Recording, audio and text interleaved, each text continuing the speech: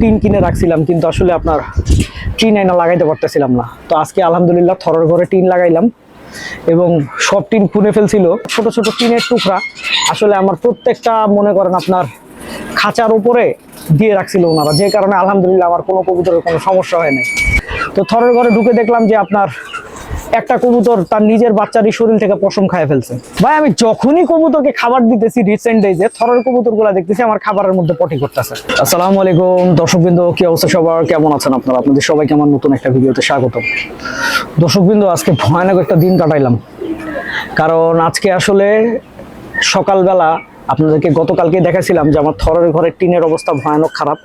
Tin কিনে রাখছিলাম, কিন্তু আসলে আপনার টিন আইনা লাগাইতে পারতেছিলাম না। তো আজকে আলহামদুলিল্লাহ থরের ঘরে টিন লাগাইলাম এবং সব টিন খুলে ফেলছিল। আর আমি খুব বেশি চিন্তার মধ্যে ছিলাম, যদি কোনোভাবে ঝড় বৃষ্টি আসে, আমার ম্যাক্সিমাম কবুতর ডিমে বসে আছে, তো আমার সব বাচ্চা কাচ্চা আসলে নষ্ট হয়ে যাবে। তো আলহামদুলিল্লাহ ঝড় বৃষ্টি আসে নাই, ঠিকঠাক মতো আসলে কাজটা শেষ করতে পারছি। আল্লাহর কাছে হাজারো লাখো কোটি শুকরিয়া জানাই।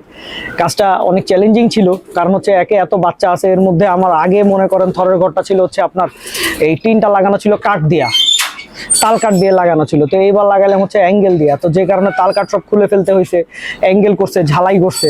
তো যাই হোক, আমি আসলে আমার কাজটা যারা করছে তাদেরকে আমি রিকোয়েস্ট করছিলাম যে ভাই দেখেন আমার কবুতরের যেন কোনো ক্ষতি না হয়। এই কারণে ওনারা ছোট ছোট টিনের টুকরা আসলে আমার প্রত্যেকটা মনে করেন আপনার খাঁচার উপরে দিয়ে রাখছিল ওনারা, যে কারণে আলহামদুলিল্লাহ আমার কোনো কবুতরের কোনো সমস্যা হয় নাই। তো আল্লাহর কাছে শুকরিয়া যে কাজটা ঠিকঠাক মতো শেষ করতে পারছি। এখন আলহামদুলিল্লাহ ঝড় বৃষ্টি আসলে কোনো টেনশন নাই। তবে একটা ভুল হয়ে গেছে, আমার গতবারের টিনে আসলে আপনার একটা করে আপনার ক্লিয়ার টিন লাগানো ছিল, কিন্তু এবার আসলে ক্লিয়ার টিন কেনা হয় নাই, আপনার তাড়াহুড়াতে আসলে ভুলে গেছি।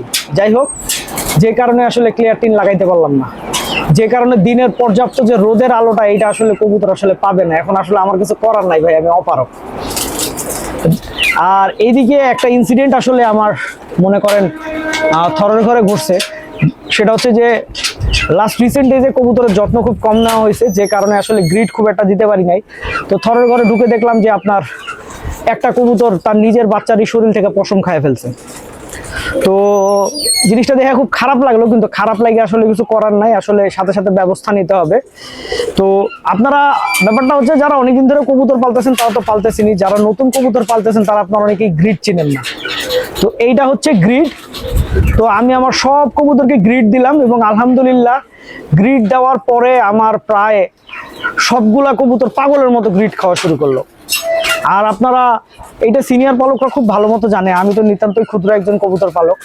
সেটা হচ্ছে যে গ্রিড জিনিসটা এমন একটা জিনিস যেটা আসলে ন্যাচারাল ক্যালসিয়াম মিনারেল এগুলার একটা বিশাল বড় সোর্স। এমনকি কবুতরের পরিপাকতন্ত্র ঠিক রাখতেও গ্রিডের ভূমিকা অপরিসীম। তো আলহামদুলিল্লাহ গ্রিড দেওয়ার পরে সবগুলা কবুতর মনে করেন পাগলের মতো গ্রিড খাওয়া শুরু করলো। তো যাই হোক, গ্রিড টিড খাওয়া হইলো। এরপরে আরেকটা জিনিস দেখে ভাই মন খারাপ হয়ে গেছে।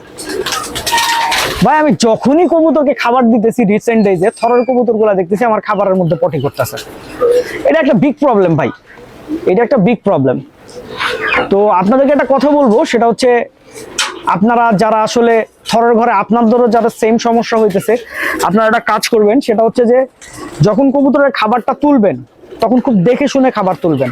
মানে হচ্ছে যে একটা স্ক্র্যাপ দিয়া চেষ্টা করবেন হচ্ছে যে যে এক্সট্রা যে ময়লাটা আছে ওখানে, ঠিক আছে, তার মানে কবুতরের যে পটিটা খাবারের মধ্যে পড়ে আছে ওইটা আলাদা করে ফেলে দিবেন।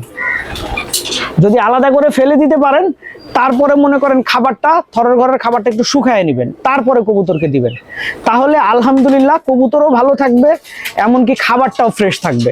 তো যাই হোক দর্শকবৃন্দ, ভিডিওটা এখানেই শেষ করছি। আপনারা সবাই ভালো থাকবেন, 5 ওয়াক্ত নামাজ পড়বেন। আসসালামু আলাইকুম।